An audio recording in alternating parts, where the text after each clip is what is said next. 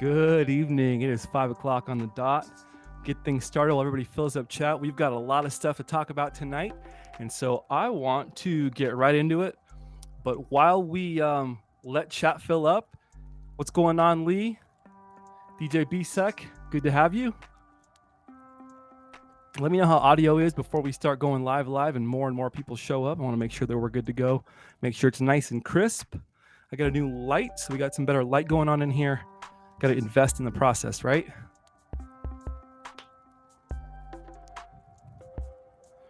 Really excited for tonight's stream.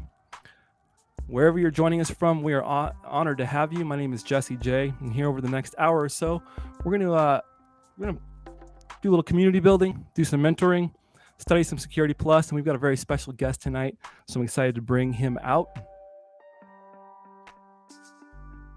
Cool, thank you, Lee.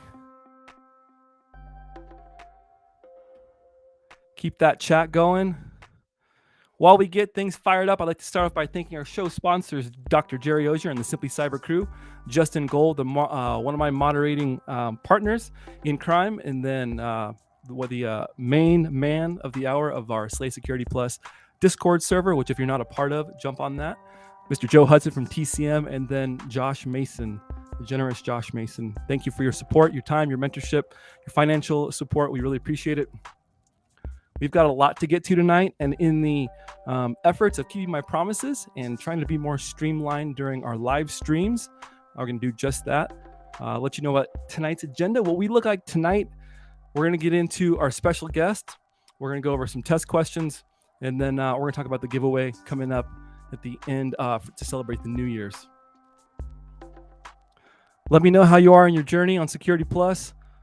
Montana Trash Panda, if you're watching, can you link to Discord?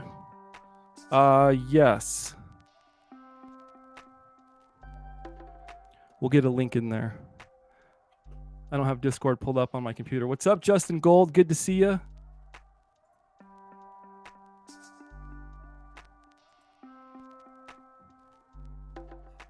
Make sure you get some questions churning in your head, ready to fire away at our special guest tonight. Make it started in just a second while the chat builds. What's going on, all of you? Welcome to Slay Security Plus. Man, I'm excited. I hope you had a great Christmas season. If you celebrate Christmas, I do. We had a pretty mellow one here at my house in Colorado. Looks like I'm dropping frames. Yep, our network's going down, which means they probably started watching something maybe. Let me text the wifeski. I called my internet service provider today, and I told them that I wanted to up the upload level, and they said we have the best there is. So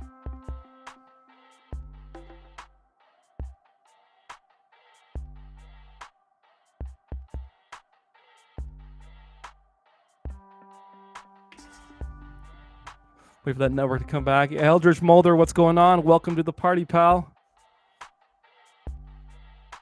Bearded Noxery. Love it. Welcome. Coming in from YouTube.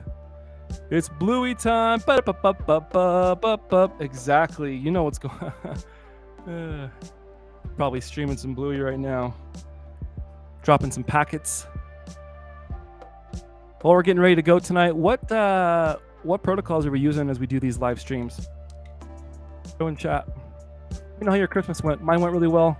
Really mellow. Got this cool Grateful Dead shirt. And a hat that says Girl Dad on it. It's pretty sweet. Real mellow. Kept it mellow.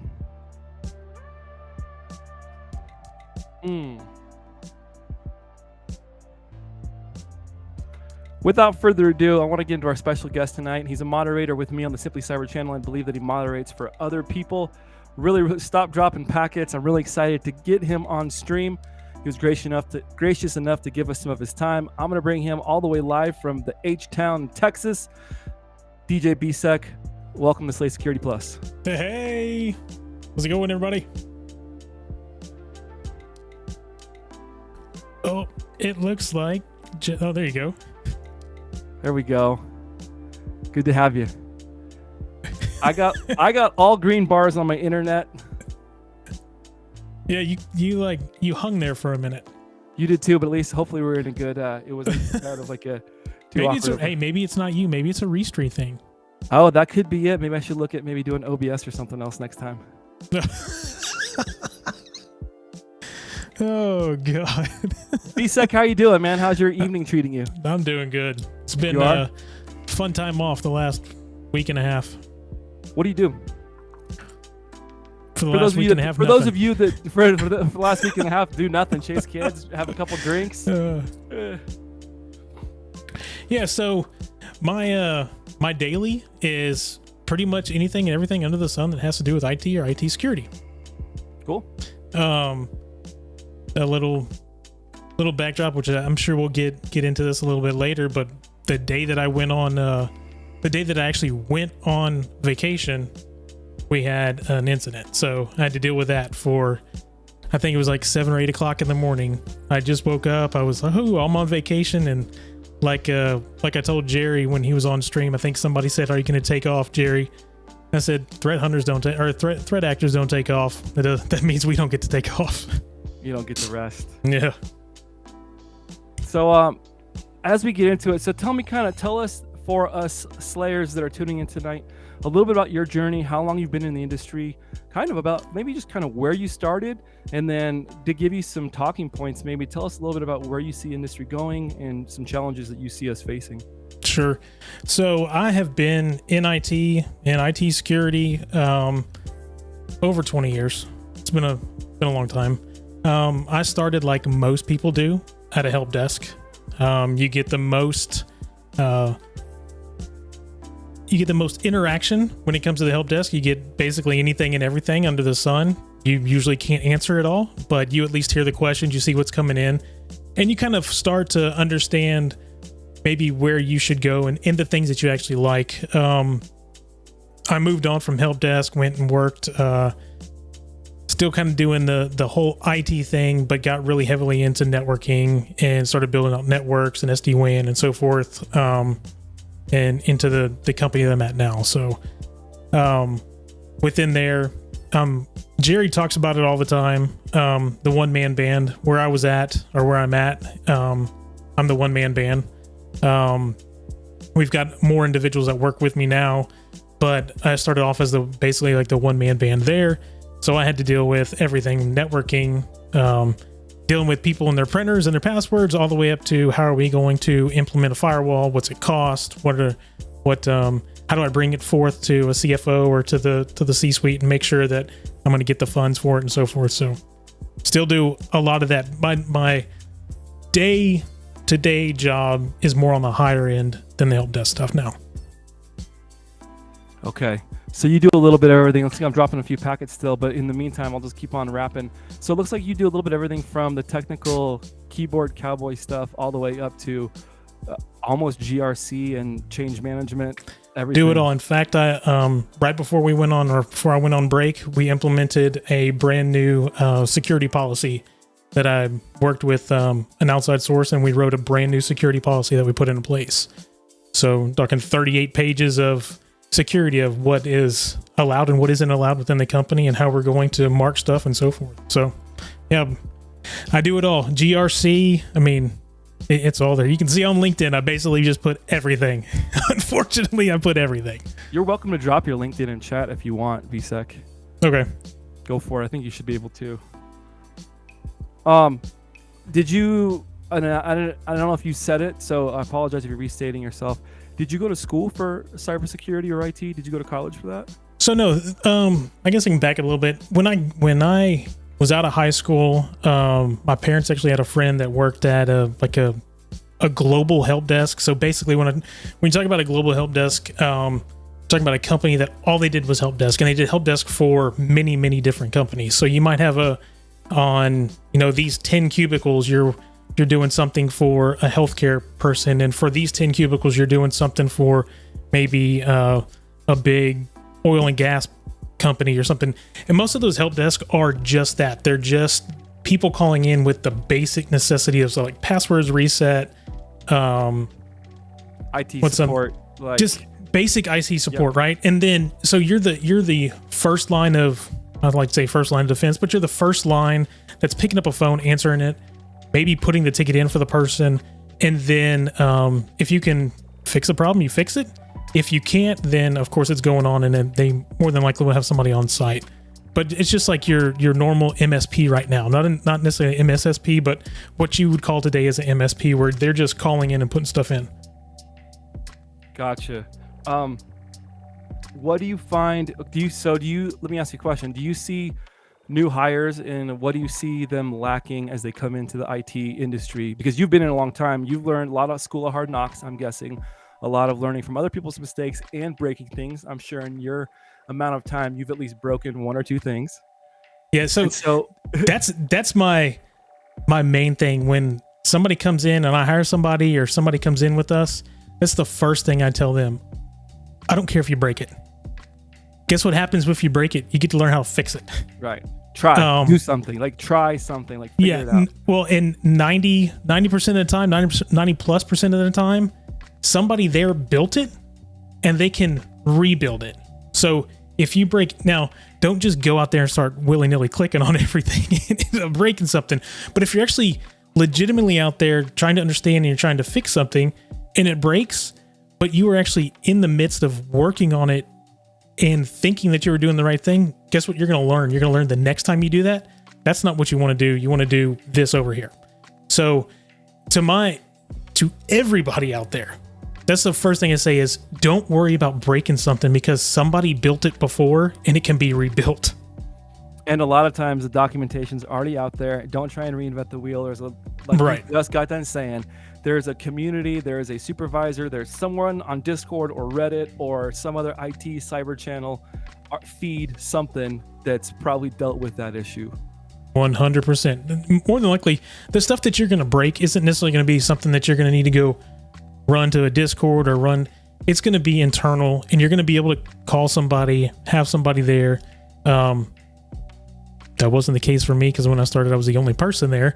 But now people that come in, I've built it from the ground up and I understand what all's going on with everything, that if somebody breaks it, I can turn around and say, hey, this is what you need to do next time. Right. Kind of coach a little bit. So you're into that management leadership phase now at this point. It sounds like you're coaching guys, gals beneath you.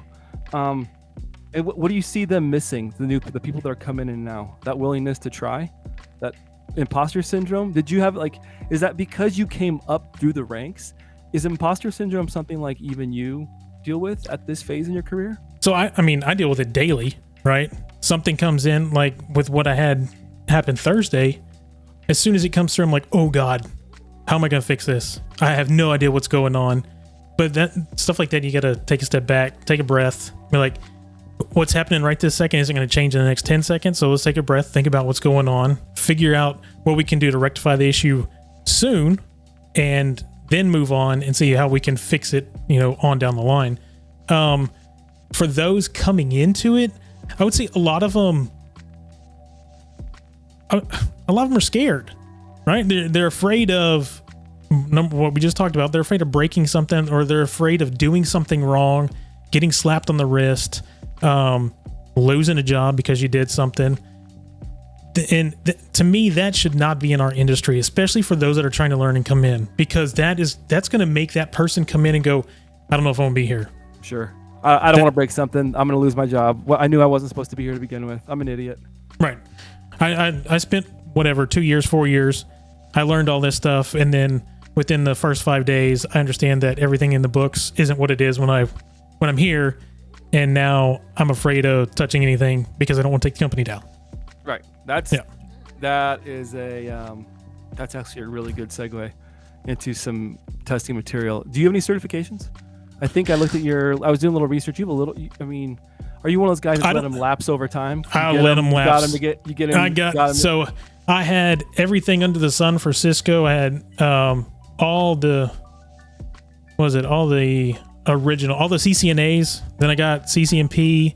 And I got those throughout years, because basically I got the original CCNA for routing, and then let it go for a couple, 1 or 2 years right before you need to up it. And then I did the wireless, and then I did the security, and then, so went all through and did CCNP. And then the last one I took was I ended up letting those lapse. I just got tired of taking the test over and over, same stuff. The last one I took, and I took it for myself, just to prove to myself that I could do it. was the Palo Alto certifications. You can see them. They're back here on the wall. Yep. I put them up, but they're all actually they don't mean anything because they're all expired.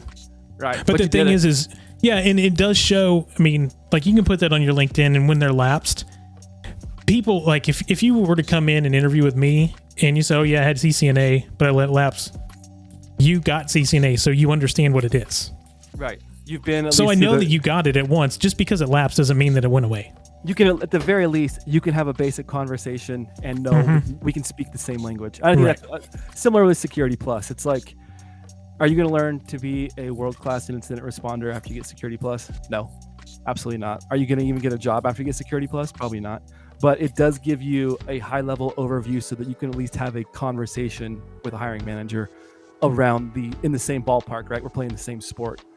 Well, and a lot of this stuff is people get hired or even get interviewed just because they have them. Right. That's a big that's where, and a lot of us have said this. You know, just because you don't have a certification doesn't mean you don't know the knowledge isn't there. Right. Or the willing to learn isn't there.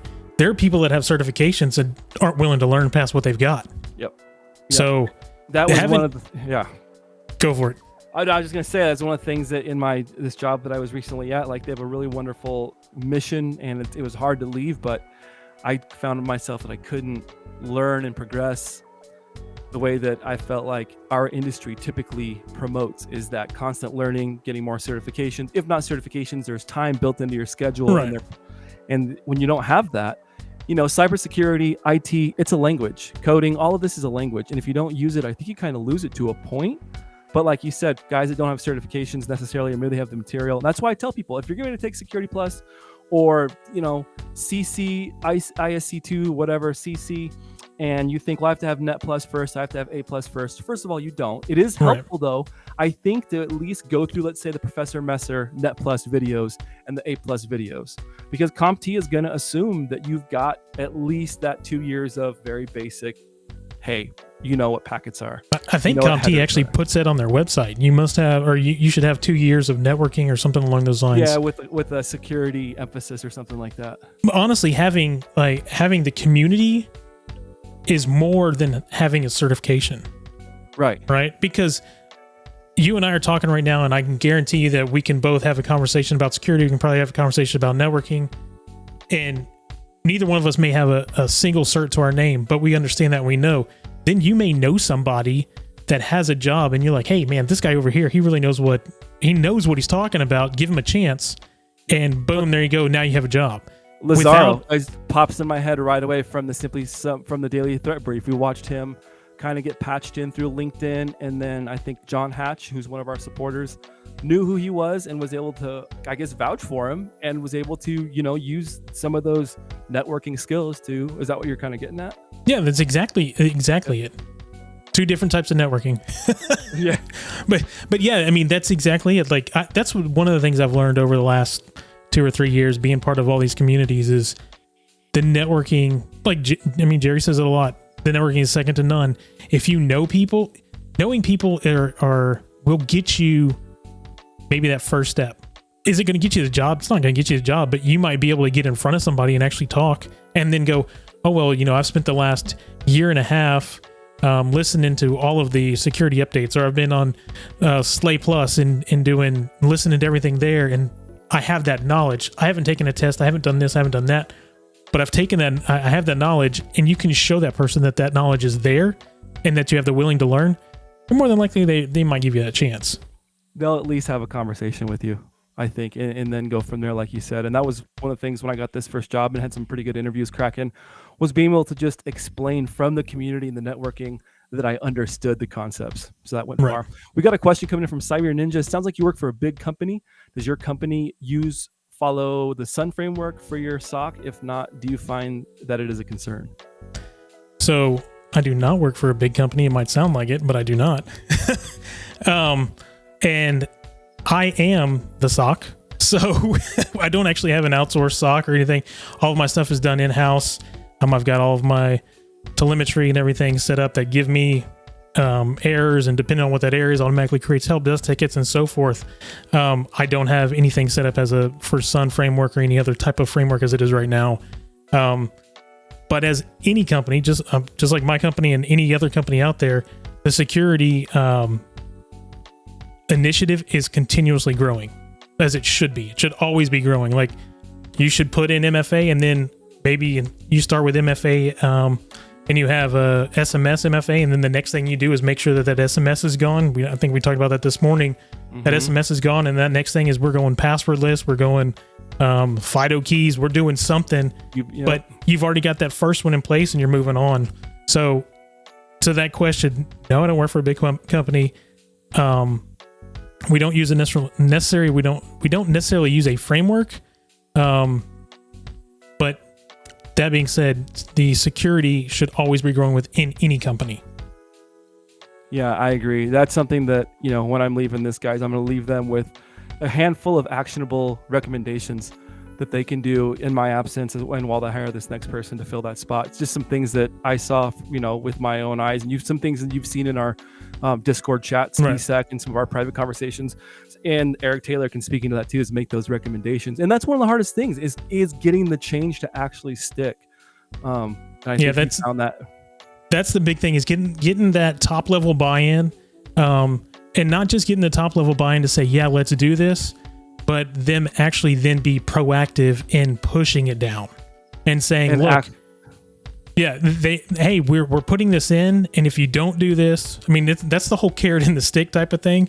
If you don't do this, you might get in trouble. If you do this, that's a whole other conversation. But yeah, that when it comes to implementation and getting that stuff in, it's always about getting top buy-in and moving down. All right, I'm going to pause right there and this was not set up on purpose, but this discussion leads right into these 5 questions that I have from 701. I got some 5 questions that I want to do with you on stream, if you're okay with that. Let's go. They're from CompTIA 701. I've crafted 4 of them, and one of them was created by your friends at OpenAI. I want to make sure and extend. I saw some first timers in here. So first timers, welcome to Slay Security Plus. We're going to try and have more visitors almost every Thursday. We've got some good ones lined up. Justin Gold from Slay Security Plus and the Simply Cyber Daily Threat Brief is going to be joining us. Jerry's going to be joining us sometime in Q1. I think we're going to try and get Eric Taylor on here, some of the other people in our industry. And then I also want to hear from you. So Slayers out there, if you're interested on being on Slay Security Plus, talking about your journey, talking about where you want to go, and answering some questions together, shoot me a Discord, shoot me a LinkedIn conversation. I want to get you on. I'm all about that inclusiveness, just like Jerry talks about getting everybody that wants to play into the game, because I really do think that cybersecurity, InfoSec is for a lot more people than we think there is. All awesome people lined up. Justin Gold might have couple of special guests too lined up, like BSec coming in with the senior administration. I'm going to get some questions fired up. Let's go. Maybe if I get these right, I'll take the test. Get your cert. That's one of the big things. Goals, man. Set goals. Yeah, and see, that goes into I've got a whole spiel on taking your Security Plus and why I think it's just super, super important that you set a date, right? Because it's super important you pick a date, because it gives you an accountability. It gives you a line in the sand where you can say, hey, I'm starting here. In 3 months, I'm going to learn domain 1 through domain 5. Yeah. I think setting that timeline, setting those goals is just super helpful. All right, let's get rocking and rolling. If you are just joining us, this is how we do our questions and answering. I took stream off of the overlay. If you would mind, please refraining. If you know the answers or you want to guess, go for it. You want to Google the answer, go for it. We're all about the learning, but please refrain from putting them in chat. Instead, here in a second on your screen is going to come a QR code. You can scan that QR code with your device. And that'll take you to our Vivox app. And our ID is 106-742-626. We've got some Security Plus 701 questions. They're coming out of domain 1. And I'll give everybody a chance to log in. This is awesome. This is a great way of quizzing each other. And the reason is because it's completely anonymous. There's no way for me to tell who's getting what. I get a percentage, like a little graph of the answers. But this way, you kind of eliminates the lemming effect, I call it.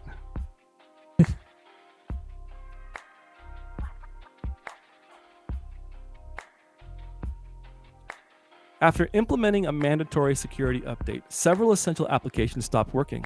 This caused several instabilities in existing software to be introduced. What could have prevented this from happening? A, stakeholders, B, change management, C, dependencies, or D, request for change. After implementing a security update, several essential applications stopped working.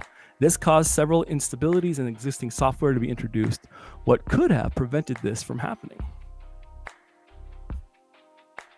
Could almost put a 1 through 4, like a top to bottom on this one.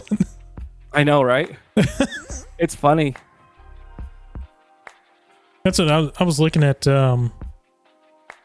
701, and man, it's got a lot of pick 3 within Pick 3, doesn't Good it? Lord. It does, and I got a lot of pick 3s lined up tonight, actually, taken because these are kind of modeled from some of the training materials that I've been working with.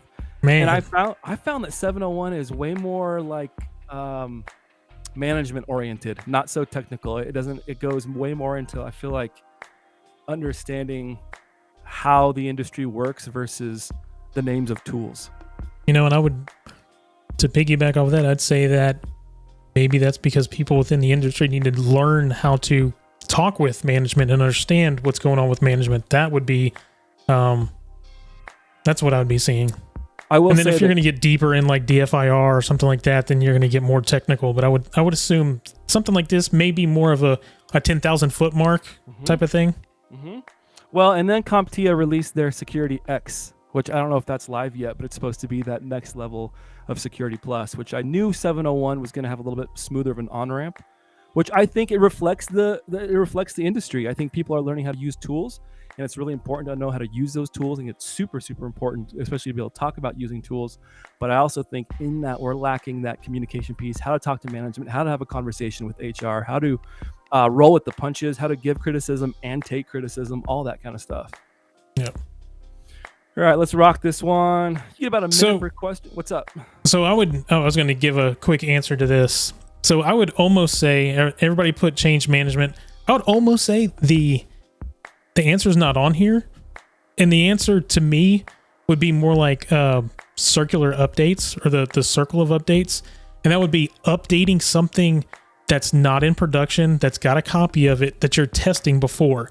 So that falls more under change management, but that would be the correct answer. And we're going to have an actual update circle, and we're going to update XYZ. We're going to test, then we're going to move on and make sure that this stuff is in place. You never just want to throw something out and then have production die. So you're telling me that what we learn on certifications and exams is not exactly how it is when you go to work? I'm just saying. So we know there's value in the certs, but the truth of the matter is, and we'll get into it when we get to these questions. I really want to hear you talk about the difference between how we learn about phishing from a certification standpoint and then the realities of what you experience. So we're going to say, make sure you stay tuned till the end. Tell your friends, because I'm really excited to hear this story, not necessarily for the drama and the craziness, because I think it's just understanding how the industry really works versus what we learn in certifications. So I guess we were all good with change management. Yeah, let's see what it says. Correct answer is change management. Stakeholders, we're going to learn from CompTIA 701, and then just in our cybersecurity studies, that stakeholders in really any industry is any other party that has a vested time or money or say so in whatever domain you're in, right? So if you're in IT and the things that you control are going to affect the business side of things, production side of things, the C-suite level of things, those are all considered stakeholders. Then you have customers who could be considered stakeholders. So anybody that has a vested opinion or a vested importance in that decision you make is going to be a stakeholder. Change management is the process that we use in IT and cybersecurity. It is a process and a system of processes to get things done and move forward. Also, at the same time, creating awareness and bringing lots of communication to all of your stakeholders so that when that change happens, things don't break and go completely to hell in a handbasket. Sorry, Kennedy. Give it a little beep, beep. Beep. I know. I'm saving up right now. So I'm working a couple extra jobs, got some things cooking, and I need to get a streaming station. I'm doing this from a laptop that I got at the beginning of my cybersecurity, like getting in. And so I'm going to up our level because I want the sound effects, this Stream Deck, all the fancy toys. You need the whole. Yeah. That's awesome. Oh, shoot. As a new IT admin, you are tasked with preparing a proposal to implement change management. You need support. Oh, wait a minute. I just realized. I was going to say, we're missing the question. Whoa. Come on. This is amateur hour. As a new IT admin, you are tasked with preparing a proposal to implement change management. You need support from not just the IT department, from personnel from all other departments as well. What are these key personnel called? Controllers, owners, stakeholders, or processors? Another thing yeah, right. It goes good with A1. Yeah.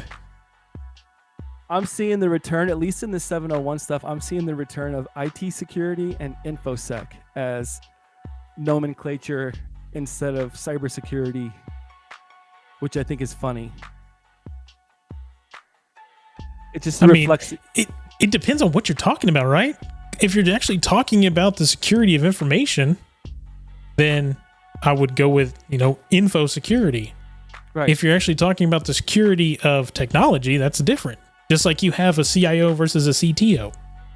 No, I think it's important to talk, and I think that we're also seeing a lot of people not really gravitating towards OT and OT security, which I think there's a huge need for OT security. Justin Gold, where are you at?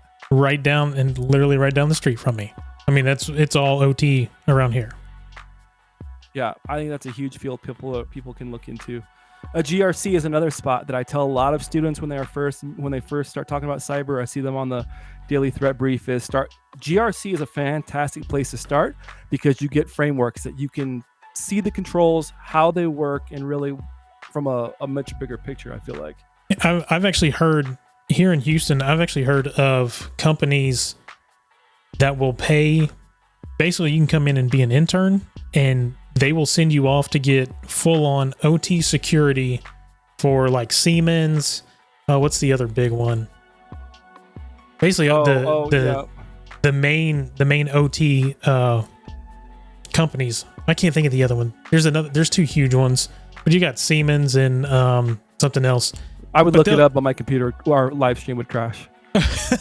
But they send you to get a full-on, like, top to bottom, learn how to deal with IT and OT for plants and manufacturing and so forth. So, I mean, if it's something that you're interested in, I'd look up that. Top down. Like you said, it has to come from top down. The people that are at the top need to understand the importance of IT security, OT security, cybersecurity. All right, let's rock these answers. What do you think? Well, I'm not going to ask BSec this one because this one, everybody should get this one right. If you don't, that's okay. Remember, it's okay to get them wrong. See? Controller. Do we know what a controller is? Anybody know? Do you know? Yeah, I know what a controller is. Talk to us. Talk to us in the real world what a controller is. So when you have a company and you have a controller, it's not the thing that's actually working your Xbox or your PlayStation. The controller is actually the main person that's running your accounting firm or your internal accounting. That's usually underneath the CFO. Just like you have a comptroller or controller within each state, it's the same type of structure. So in that sense, okay. I mean, somebody else might have a different concept of a controller, but as I know it, a controller is actually somebody that's actually in the accounting, one of the main people in accounting that are looking over all of the accounts other than the CFO. Right. And then we know what an owner is. We see data owners a lot of times associated with GRDP, right? Do you see GDPR? I see owners. Yeah, GDPR, sorry. Yep. Yep.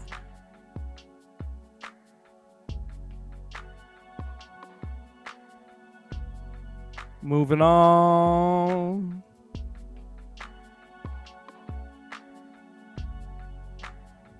$100%, Evan.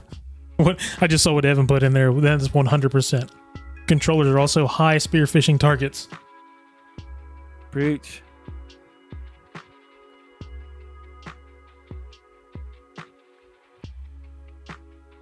As an IT manager, change management keeps operations moving forward. Restarts, downtime, and dependencies are part of the process sometimes. When is the best time to implement change? Select the best 2 options. And this brings me to a point that I like to talk about when it comes to Security Plus and really any of the CompTIA examinations, is whenever you see the best and multiple options like this, that is a dead giveaway that question is going to be weighted. And what I mean by that is you'll get partial credit for it, okay? So when you see the best, that should tell you that there is a good, better, and best, that there's probably going to be a good window and a best window. When you see 2 options, if you get the good option and maybe the not so good option, you're probably going to get partial credit. So it really helps hammer home that point, answer every single question on your exam because they do this to you, CompTIA does.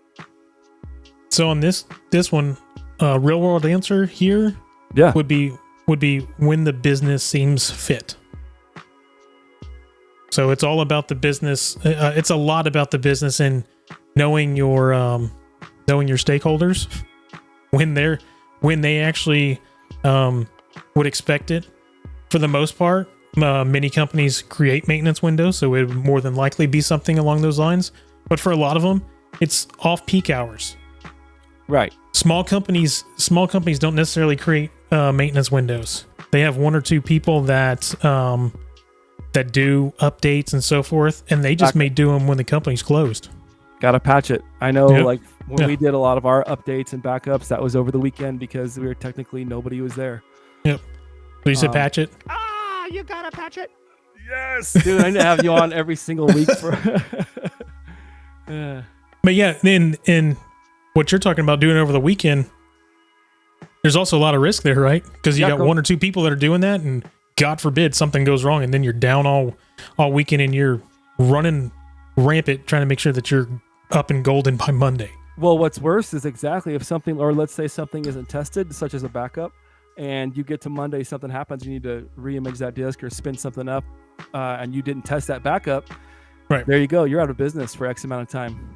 And that's why, like, for what you're talking about, say we're going to do a Friday night, you make sure everything is backed up and ready to go and that you test that it's good before you start blowing stuff up and breaking it. That way you know you actually have a good backup. Yep. And I don't think that, maybe it's one of these questions. We're going to talk about backup policy or a backup plan in IT. Like, hey, if we decide to change our mind or if this doesn't go wrong, what's our plan to go back to our last known working spot? Yeah, that's part of change management. Yep. Justin Gold, I use common sense and then clear with all managers. Justin. Sometimes you don't clear, you just hit go. Just hit the button. YOLO. Just hit it. Lazaro, we were just talking about you, my man. Congrats again on the new position. We were talking about how leveraging your network and your previous skill sets, those two combined really were kind of that perfect combination that got you to this new position. I had rewired our entire server room on a Sunday at my old job and had anxiety waiting to see if the lab instruments worked the following morning. Isn't that the worst thing? So, Lazaro, with that, what I would say is you always, when you're doing something like that, you always need to have a stakeholder on standby. So once it's completed, they can actually go in and say, yes, everything's up. They can tell you everything's good. If you don't have somebody there, then you're down on bended knee praying for everything to come up on Monday and everything's good. What do you do, BSec, if things go south in your world? When they do go south, who do you? Yeah. Slam your head on the ground, like just run to oblivion. Yeah. Basically, take a deep breath and work backwards. Where did it start, and how do we move forward? And for me in my position, there's no like calling for help type of thing. It's you're the one that knows what's going to be. Now that doesn't necessarily mean that I'll call somebody to say, hey, I need like 4 or 6 hands on a keyboard instead of just my 2. Like, hey, you guys go do this over here. Let's make sure that you guys got this working. I'll make sure that this is working. I mean, it all depends on the situation too. Dude, I think that's the biggest takeaway that I found in my short time, like hands on a keyboard, is everything is so situational. Security Plus did help, and some of the things I've learned in labs, it did help, and it did give me working knowledge. So when I got to the command line, I wasn't completely drawing blanks, but it really was dependent on my organization, like how it worked and what operated and what was best for it at the time. 100%. Well, and even then, Jesse, when you look at this, like, so you had the other job where you're working and you had hands on the keyboard. The next job that you move in, you will already had hands on keyboard and seen, it might not be the exact same issue, but something like it. And you're like, oh, I'm a little familiar with this. I'm not freaking out and going, oh my God, and running. Right. And that's or panicking. Thing. Or panicking, or exactly. It's just slowing down. Hey, what's going on, Cyber Hamburglar? Our Slay Security Plus host on our Monday night sessions. Make sure you're catching him live at the same time, 7 p.m. Eastern Standard, 5 p.m. Mountain Standard. Good to see you, Cyber Hamburglar. I hope you had a wonderful holiday season. But yeah, the application part, man, it's all going to be just so subjective to your company, your organization. Yep. Yeah, and that was the other thing. That's what I wanted to lead off with is I had to learn to slow down. I think you said it really, really. I said, well, what do you do? I remember the first couple incidences that we had. I was like, what do I do? Mod chat, like, help me out. Like, and you see a few things a handful of times. When I was in law enforcement, I remembered I'd get repeat customers, right? You get your one-offs, the drug person here, or the bag of meth that falls out of a lady's shoe, and then she said it. Somebody else put it there. Wasn't me. You know, it wasn't me. Those aren't my pants. Those aren't my shoes. Like, damn, I literally saw it fall out. But whatever. Is that that takeaway is made me forget where I was going with that. Oh, you're just talking about slowing down. Slowing down, exactly. I'll give you a real quick. I'll give you a real quick example. When I started at the company I'm at now, it was a couple of years into it. We actually had a massive network outage. Everything went down, and it was about 3:00 in the afternoon. We were trying to figure out what's going on. Maybe it's a little earlier, but basically at that point, the president of the company, all the tops are running at me. What's going on? What's going on? What's going on? When everybody's on your back, all you're trying to do is, just like you said, you're just slamming the keyboard, and you're not thinking about what you're doing, right? So just, I don't know what it is, and you're looking, but you don't step back and look at the whole big picture. So we were probably down for 3 or 4 hours. It was actually probably more like noon when it happened.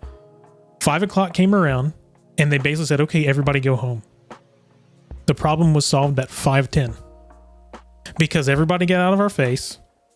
We looked at everything that was going on, took a breath. It ended up being that, for whatever crazy reason, some iPhone ended up grabbing the IP address of a router. So everything was trying to route through an iPhone. Oh my God. Have no clue how that happened. But we were at that point, we're going and we're thinking the whole network's down. Well, how are we going to fix this? What computer's doing what computer's talking? Now we're like running scans and doing all this stuff. When what we should have done is we should have just got on a switch. We should have put in a hub, or should have put in a mirrored port and run a quick Wireshark on it to find out what was going on. That's it. It took 10 minutes when we did that. Yep. Exactly. All of a sudden, we see traffic getting routed to a specific MAC address, and then that MAC address is like pointed to a phone. I'm like, that is not the router. What the hell's going on? Change that, and everything came back up. But that can key into phishing as well. That's that emergency. It's got to happen right now. Fix it. And you don't have that step back, take a deep breath. What's actually what's happening? This is what's happening. Okay, well, how would we start to fix this? Yeah, I got to witness that firsthand. Got to see a benign, but still at the time very scary business email compromise. And it's like, click, logs. Yeah. Who did this? Getting on the Exchange server, getting on the MSP because they're supposed to handle it. They say, no, you're supposed to handle it. I'm looking at the Sentinel and the Defender logs. And that's what I was just about to say. At this day and age, we have so much telemetry. It's ridiculous, right? And you don't even know where to start. Yep.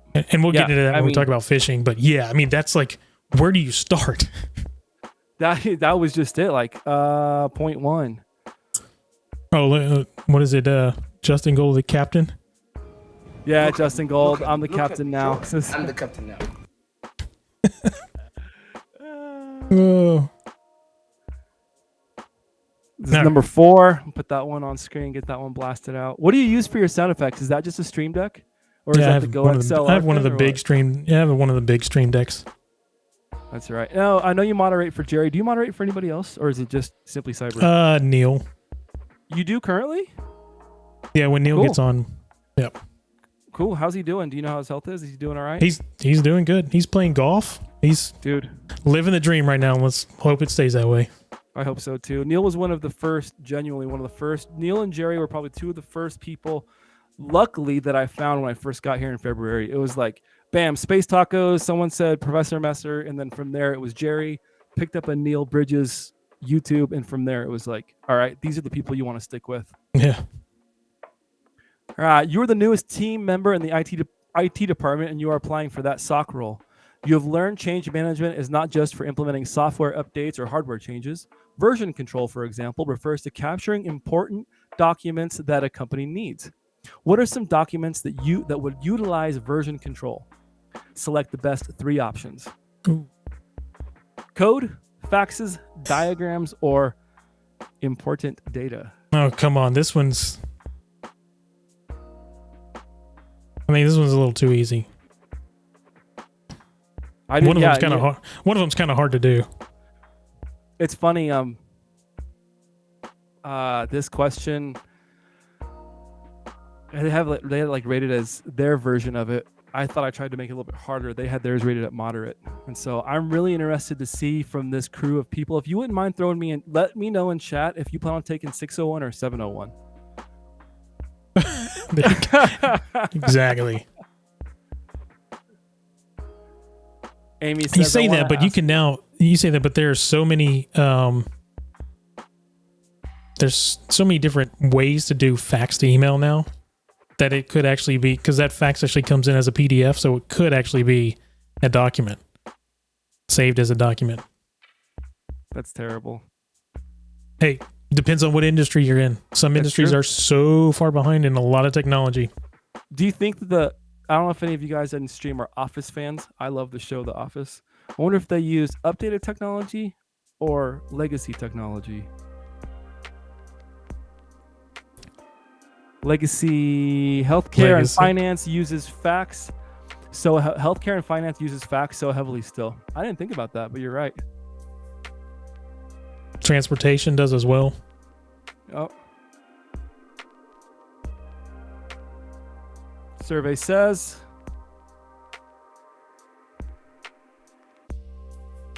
yeah, I'm interested to see what this survey says. Yep. 87%. Everybody's all code. On the diagrams. Everybody's all on the diagrams and important data. Makes sense. The faxes, think of that as being an option, but it totally could be. Code, I mean, that's pretty straightforward. Yeah, so out of all of those, I would even say that code would be like 110%. Code has to have versioning. If code doesn't have versioning, you can screw yourself so bad. Diagrams and other things like that, you can build in. If you don't have versioning in code and you actually do something and it saves over that code without a version, you don't know what changed. Ugh. And that would not be good. If you go in, let's just say you create a web server and just a quick and easy. You created a web server that had a picture on it, and you go and create code for picture A, and then the next time you go change that or you go update the code and it shows picture B when you didn't mean for it to be picture A and now doesn't know where A is. You want to roll back. You can't roll back because you have no versioning. So who are you gonna, is that something that you have to go to the dev team and talk to about? Or is that just, are you screwed at that point?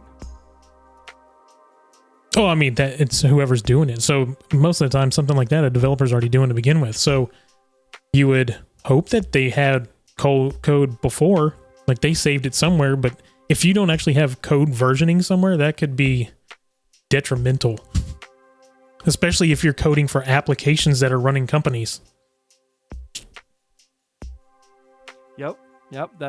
I think that makes a lot of sense. That's not something, again, that we're seeing more this heavily emphasized in 701 than we did in 601. Due to the emergence of security flaws, Following a prior modification, organizational executives seek confirmation that such issues will not occur. The IT team, or information technology team, has implemented various adjustments to their operational modification strategy. What are the most relevant areas the IT team should include in this strategy? Select the best 3 options: test results, backout plans, stakeholders, or impact analysis. 8-Bit Oni, what's going on? Welcome. I saw another couple. I know.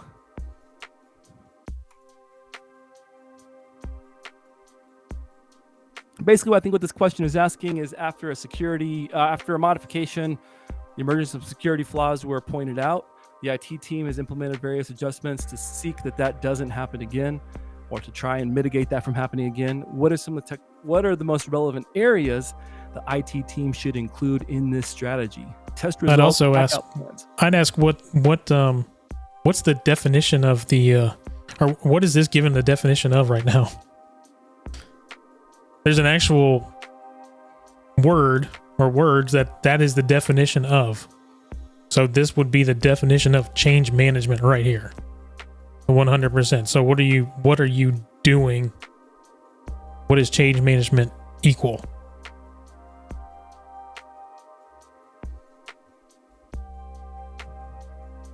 Amy says CYA.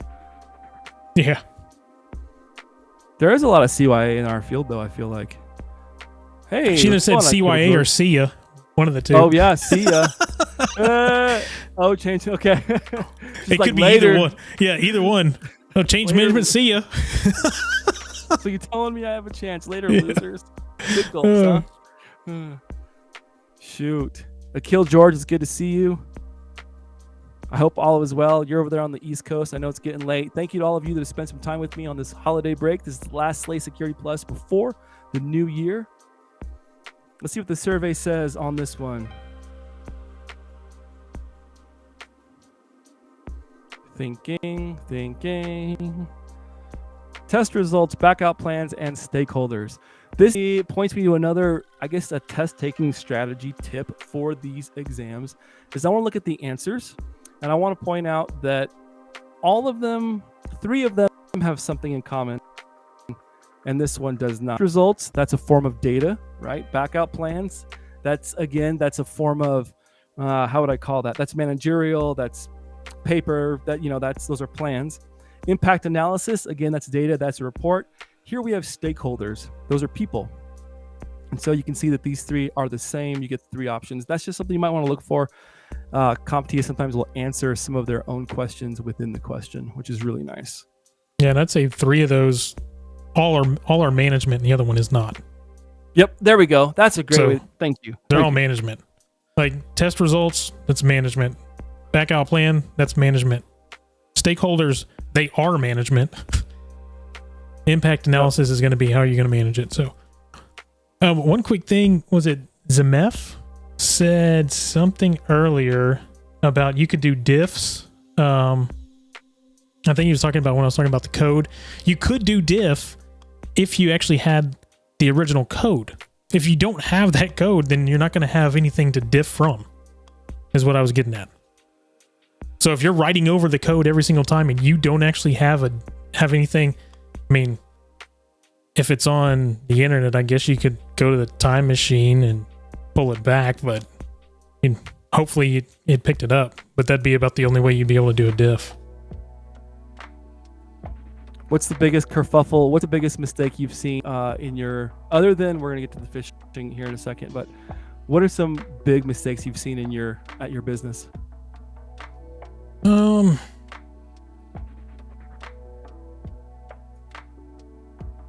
There's a lot every day, and I wouldn't say they're big. I mean, they're just things that come across daily. They're big in the sense, like with developers, they will throw out code and have quote unquote tested it, and it goes out, and then the system runs like crap, and then they turn around and go, "Oh, the network doesn't work." Da, da, da. Like, okay, well, what? The network didn't change, so what changed? Oh, we pushed new code out. Okay, you push new code out. Well, yeah, now the CPU of the application is like at 100%. What did you change? So roll it back. You roll it back and everything's good. Okay, well, now we need to figure out why it did. Stuff like that. Bigger things are going to be like incidents or things along those lines. Nothing really big in that sense. If you had to spend a full workday communicating with fellow developers and fellow IT people, or a workday communicating externally with people in the middle of incidents and help desk, what would you take? And this question is just for fun. Probably number 2. The external facing? For sure. Yeah.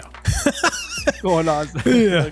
Yeah, I mean, developers are on their own type of group, and I mean, as most people that are in IT, most people are very introverted. They keep to themselves. Yeah, getting people on the stream has not necessarily been a challenge, but it's definitely a unique breed for somebody just to want to come in, throw on the camera, and be like, "Hey, world, I'm talking. I'm out here." Yeah, a lot. Well, and when it comes to the security side, everybody's like, "Oh, should I put my face on? Should I be on? Should I like?" What are your thoughts on that? I mean, I guess if you're working human trafficking cases and you're like in the trenches doing something, that would be different. Super black ops, covert, like nobody knows. That's different. But I think if you're the everyday practitioner, getting out there, teaching, helping, doing live streams. My only thing with it is putting too much out there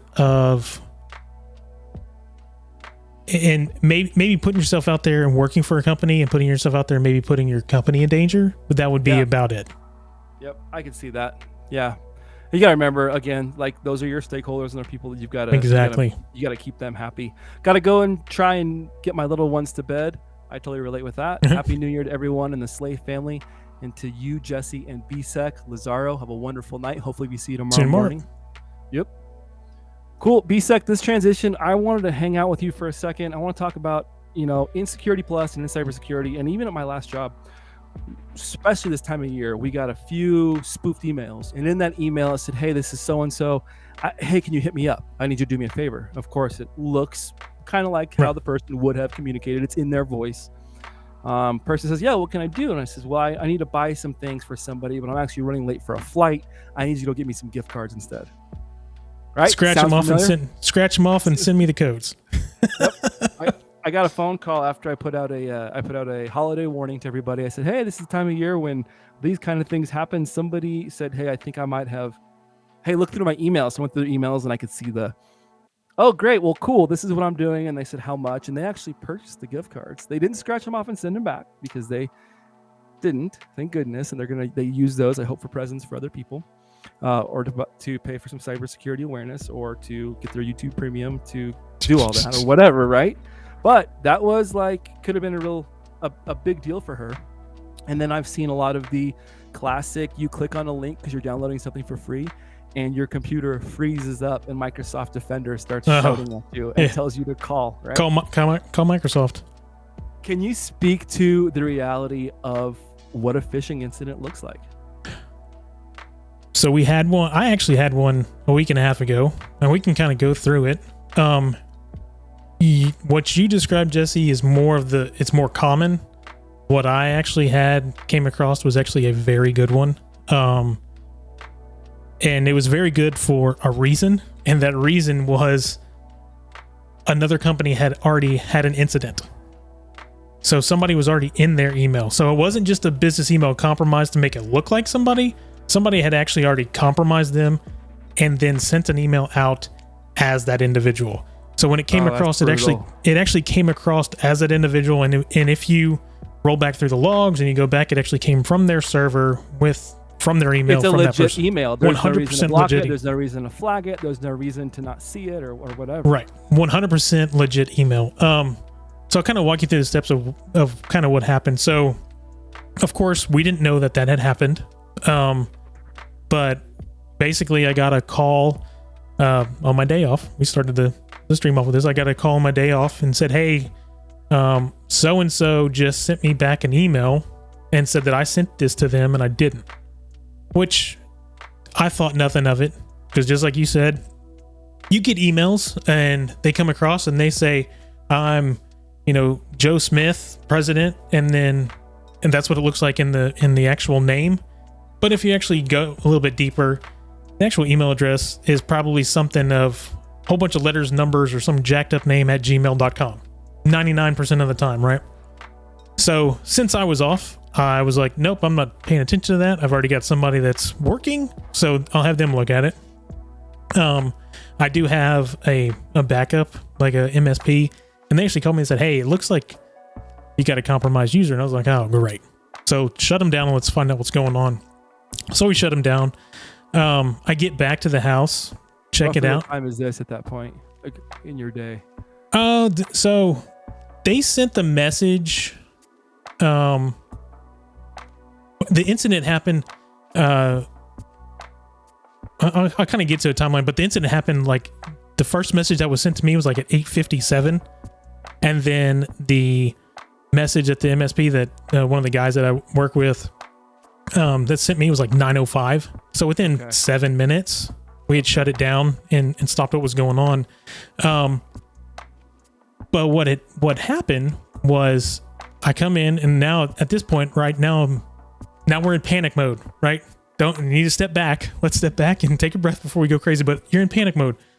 Somebody's, what's going on? Did somebody's account got compromised? How bad is the compromise? How did they get compromised? So when you start looking at everything, what ended up happening was one of the individuals within our company got an email from an outside user, and the email came in just like it should. At the top, it said it was an external email. So you see that it says external email all across the top, but it came in, and the email was from I believe it was a president or a CEO of company X. And it was a legit email. And what it looks like is when they were compromised, whoever got into their emails found an original email of some sort, basically copied and pasted that email, and they were requesting a quote. So they sent that email. God knows how many people went out, probably everybody in the address book.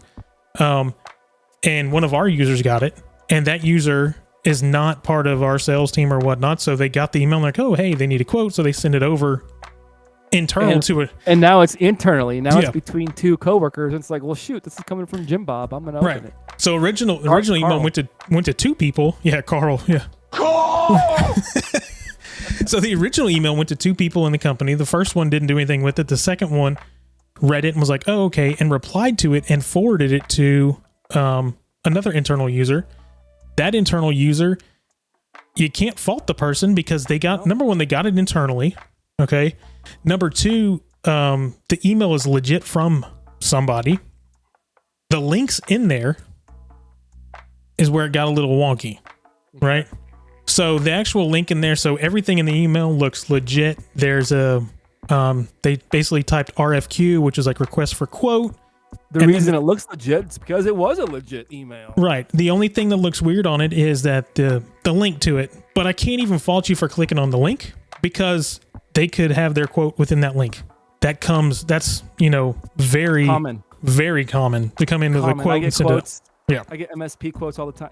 Yes. So this comes through, they click on the link at this point, and this is now on my side. Now my users clicked on the link. It's gone out to a website. That website is a little janky. It then forwards them over to look at a quote that looks like it's a PDF file that looks like you're on what is that? It's not PDF. It's like Adobe where you click on it to review the document, the online one. So it's a review document. So when you click on the review document, then it takes you to another place. But when you click on the review document, it actually takes you to log into Outlook. Mm-hmm. And at that point, when you go to log into Outlook, what are they doing? Mm-hmm. 3 different things. It's got a keylogger. So I found that it had a keylogger on it, and it had passwords, and then it also scraped the token. So not only did they have a username, password, and then they had the authoritative token that user used to log in. So now that person's on. So that all of that actually happened on Wednesday at 12 o'clock in the afternoon. So that person didn't actually, after all that happened, the person didn't actually say anything to me or anybody else. They just went on with their day. That's problem number 1.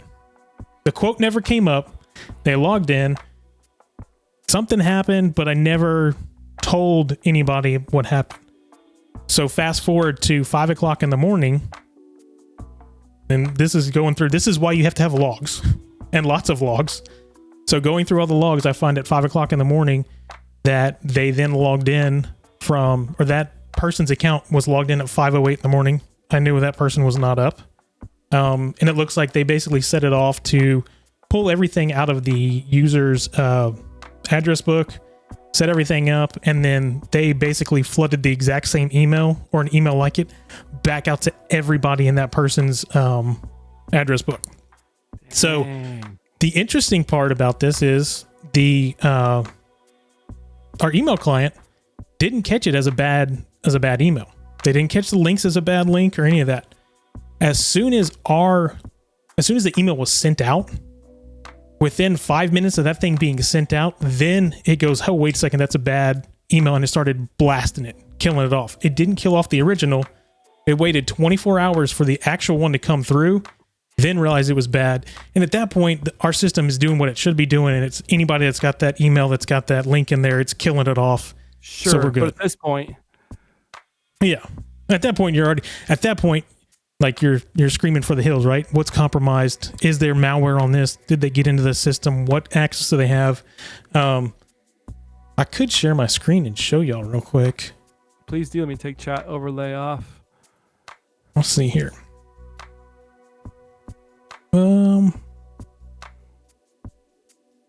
You roll a pretty sweet gaming computer. Like, do you have a nice rig when it comes to your home tech? Like, do you keep it up to date? You've got the latest and the greatest? No.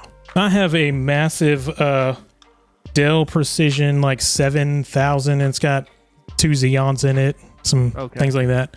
Let's see. Can y'all see that? I don't know if it's too small. I guess I can.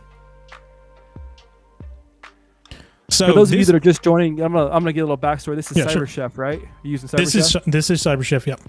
Yep. And so CyberChef is an awesome tool that we use to do everything from, encryption, decryption, extract. You can see all the different things that it does, but it's an awesome open source program. This is open source, right? Yeah, this is open source. I think the person did this on GitHub. So if you if you just type in CyberChef on Google, it'll pull it up, and it actually pulls from a GitHub repository, I believe. But yeah, so I jumped on CyberChef because I had to, of course, wanted to defang this whole thing. So this is actually the address that came through. So at that point, we find out what the address is and trying to figure out what does this go to, how malicious is it. At that point, let's see here. Where's my mouse? There it is. So at that point, I go out to any run and we do a search. Let me see if there we go. So I go out to Google and I take that actual IP or the link and I throw that into Google. That's defanged because what I don't want to do is I don't want to stick it in there and it actually send me to that site. And I just do a quick search on Google. Has anybody seen this? Has it come around? And of course, the first thing that pops up is Jada Cloud, which is a cloud storage, which basically that's going to be something like Dropbox, OneDrive. Mm-hmm. And I think it's in Switzerland. But then our next one down is actually AnyRun. So I'm like, okay, well, there's AnyRun. What's going on here? So the next thing we do is go check out AnyRun. Or actually, the next thing I did is I dumped it into VirusTotal. Mm-hmm. So I dumped it into VirusTotal before I went out to AnyRun, just to run a quick check on the URL. And you see, as soon as I put that in, came clean. So I'm like, okay, maybe this is not maybe this isn't it. Maybe we can figure out, maybe we got to go deeper. So when I actually flip over to AnyRun, you can actually see, and of course on this one, it goes through everything, but it actually tells you at the top of it that there's malicious activity. And you can kind of go through this whole thing, but it starts off and it actually shows you that it's a phishing issue, shows you the threats that are on here, that there's social engineering, and it'll go through and show you all of the screenshots, and you can we can walk through. I'll go through quick. You see, it's got the review the documents. And then pause for 1 second. If you're just getting here, you're just getting to cybersecurity, would you mind briefly just talk about what are these tools you're talking about? AnyRun, VirusTotal, is this? Yeah, sure. So VirusTotal is just a website you can go to and throw in if you have something that you think is a virus. Throw it into there. It'll scan it. Say, hey, this is good or this is bad. I've seen this before. This is a bad thing, or I haven't ever seen this before and it seems like it's okay. Or maybe there is a hash that it actually has that's good. But as you see, VirusTotal was like, hey, I have nothing. Everything looks good. This Jota Cloud seems fine. However, when you go over to AnyRun, so AnyRun is what you call a sandbox, and you can basically go into, here, if I hit restart real quick, I'll show you what it does. So AnyRun, you can pay for it or you can use the free version, but it allows you to come in and put a URL, or if you actually have a file, put the file in there. And what it does is it runs that URL or that file on a sandbox computer. So basically, a sandbox computer is in its own environment. It can't get out. It's not going to move anywhere. And what this does is goes through and finds out, are there issues? And you can see on the right-hand side, it shows you every single process that's going on with it. Is it bad? Is it good? Does it think it's bad? You can see in here, you've got Chrome, and we're still in Chrome, and then all of a sudden it's saying, hey, look, this looks like it's possibly something to do with phishing, because you can see it over here. I don't know if y'all can see that on the screen because it is kind of small. See if I can make it bigger. That's a little bit bigger. So you can see phishing on here, and you can scroll down and it goes through. I mean, it's a ton of stuff. DFIR, I'm sure Eric uses this and everybody else. But it's quick and simple. So somebody like me, I can go in and quick and say, hey, is this something I need to worry about, or is it not? So basically with AnyRun, there was already something in there. So when I got to that site, I was able to scan through it and find out that, hey, look, this is what it does. What I want to point out on here is you can see at the top, we've got Jota. We're on Jota Cloud, right? So as we move on, our next one. Now look at our next one. The next one's like, what is this website? Now we've jumped from Jota Cloud. We've jumped to a different site, and it says just a moment. So we're still moving on through here. We're on a different site with ref dev sec code. Yeah. But this is the big one, right? So now we want to log into to Outlook. But this is not Microsoft. This is not Microsoft at all. No, look at no, it is. Yeah. Not. So what in the world? So that's where. Dang, now it looks clean too. The page looks clean. So and funny we're going through this. So I just listened to, almost finished out Fancy Bear Goes Fishing, and that's one of the things. As individuals, as human beings, when we see something that looks right, we just move on. We don't spend that extra 5 seconds to actually look at this up here. Is it legit? Like should it say Outlook? Maybe it shouldn't say Outlook, but you sure as heck should see something of Microsoft in there. Right. Something in there. So there's nothing on there. And you can, as we move through, it actually ends up just doing the same thing over and over and over. You want to log in, it's asking for username and email. We can keep going through and it does it again. It actually sends something out to Cloudflare, but you can again see we're still, we haven't got anything on here that refers to anything about Microsoft, anything about Jota Cloud, which we should be looking at Jota Cloud of some sort, right? Because that was our initial one. But as you move on through here, once you get towards the end, you start seeing that it's wanting certificates. I think somewhere in here. Tokens. And with that token, you can log in without triggering anything at that point. So and that's the other thing that I'm going to have to teach my users, and that we should probably all teach our users, is that I don't just need your username and password. If I have a token, I can log in as you. I log in as myself, and I take your token and I put it in my browser, and guess what? Now I'm logged in as you. Yep. So that's something I've got to explain to everyone within the company, that this is, and like I said before, 70-30, like 70% not their fault, 30% maybe, because now when you actually look at this, you see this kind of stuff up here and you're like, why didn't you take 2 seconds to look at that?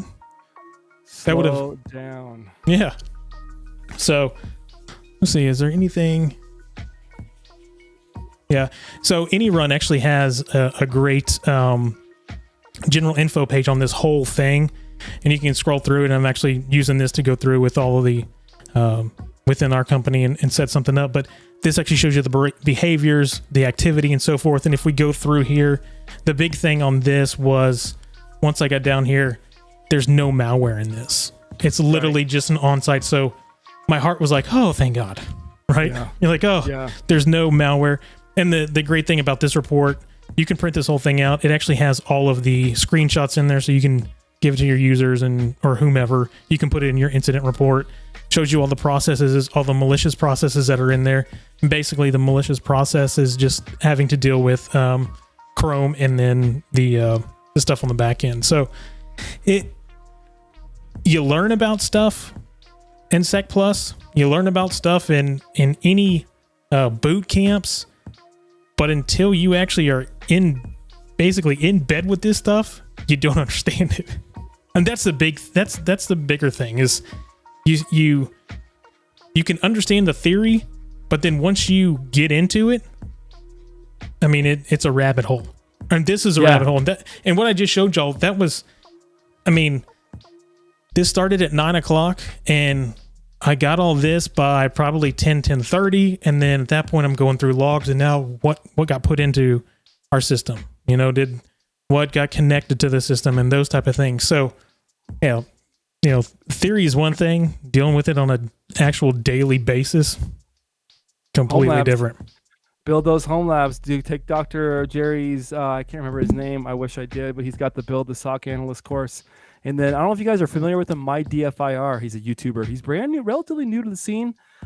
He's got some phenomenal Homelab content because just like you're saying, theory is great. To understand Sec Plus, to understand, CC, that's great. But until you've applied it and seen it applied and broken some things, that's why I am a huge advocate for building Homelabs, and I hope that they don't work well for you. In fact, I want everything to be frustrating and hard, and nothing works because it helps you work through the troubleshooting process, building that network out inside a lab environment.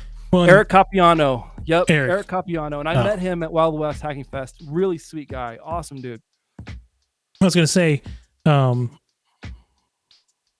lot of this you don't get in Security Plus or CC or any of you get the knowledge, you get the understanding of what a phishing message is. I am not a DFIR person. I don't do differ all day long. That's not so, but you have to in our realm, you got to be able to do a little bit of everything.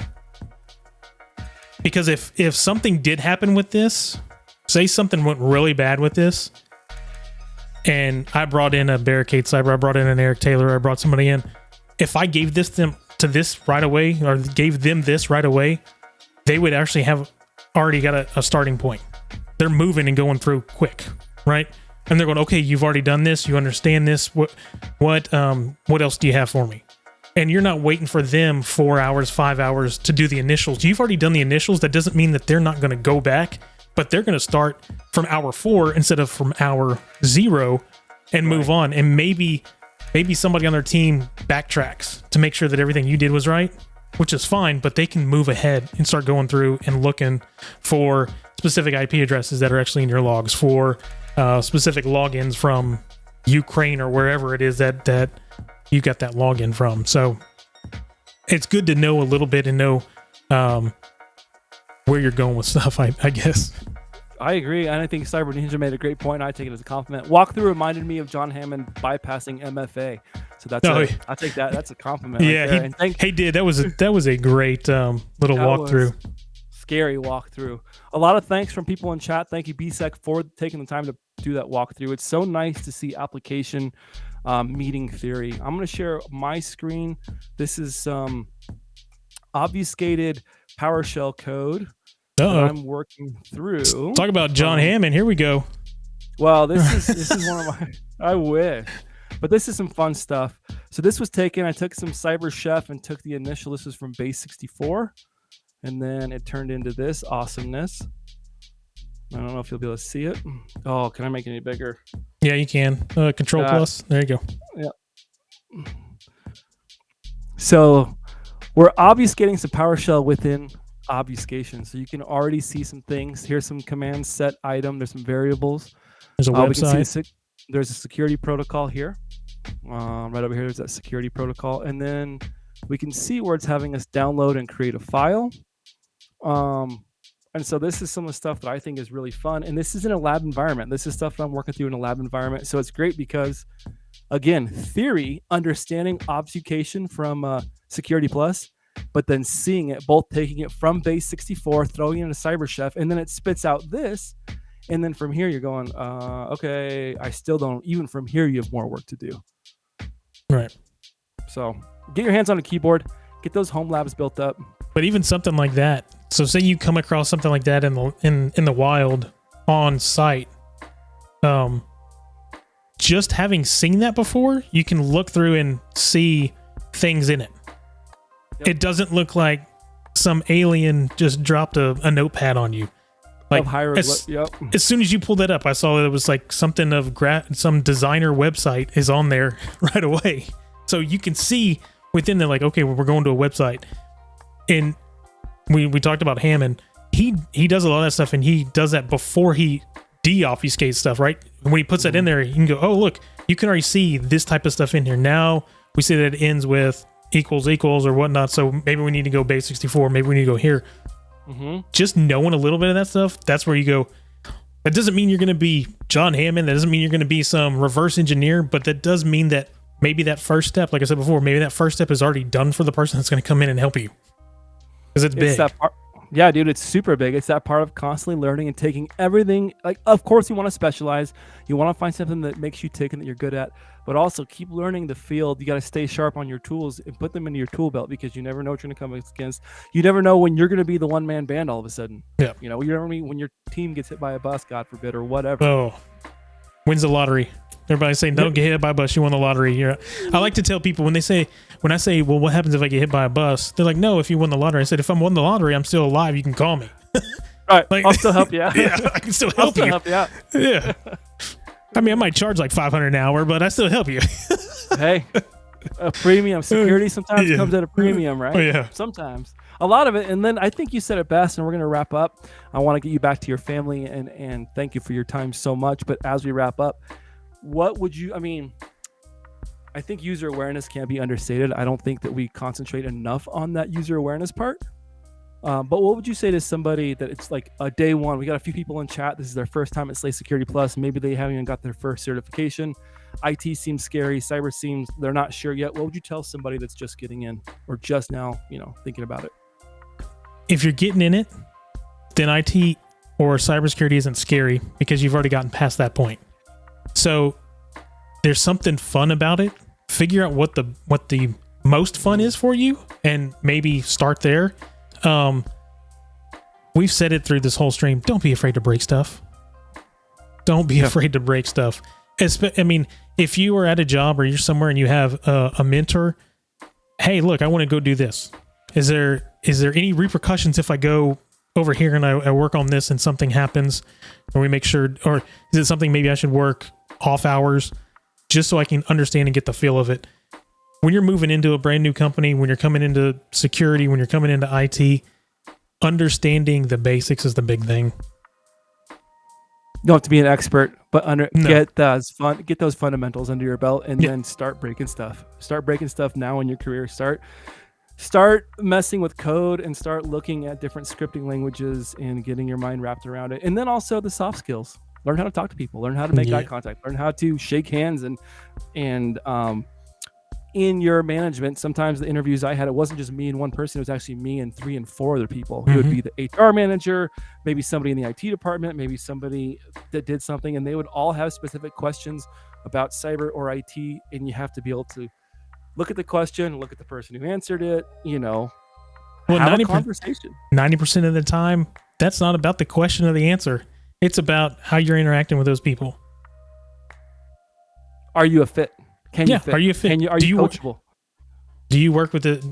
If you give me the wrong, if somebody asks you a question in an interview and you don't know the answer, for the love of God, just turn around and say, I don't know the answer. I can get back to you. Dude, nobody knows everything.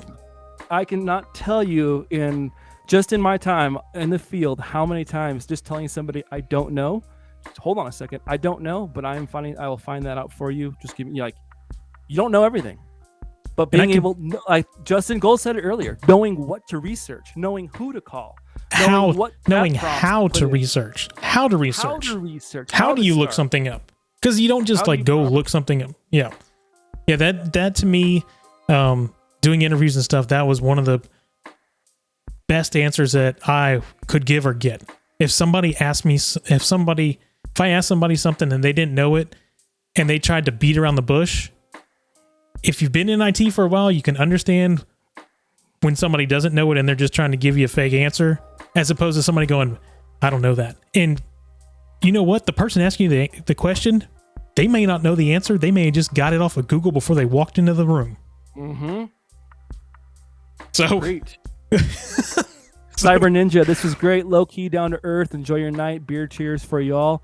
Thank you, Cyber Ninja. Beer cheers for you too. Yeah, you can't learn it all. Be good at Googling. I mean, so many takeaways from tonight's stream. BSec, I'm going to wrap things up. All thank you. I cannot thank you enough for being here. We appreciate your time, your wisdom. Thanks for having me. And I would say one last thing. I'd say if you are one of those introverts, come on and reach out to Jesse and come on the show. Yeah, please do, man. Come out, come join me, come join BSec, come join Dr. Jerry Ozier. If you need a place, if you're just getting here and you haven't heard the word, check us out. Not check us out, but check out Dr. Jerry Ozier in the Simply Cyber community every single morning, Monday through Friday, 8 a.m. Eastern Time, 6 a.m. Mountain Standard Time, going through the cybersecurity headlines, which aren't necessarily headlines, but they do make, sometimes they are, but they make great for community mentoring, talking points. Kenneth, thank you. Space Tacos, Bearded, all of you guys out there in internet world. You are Slay Security Plus. I'm Jesse J. And from Jesse and BSec, we are signing off. Have a wonderful night, everybody.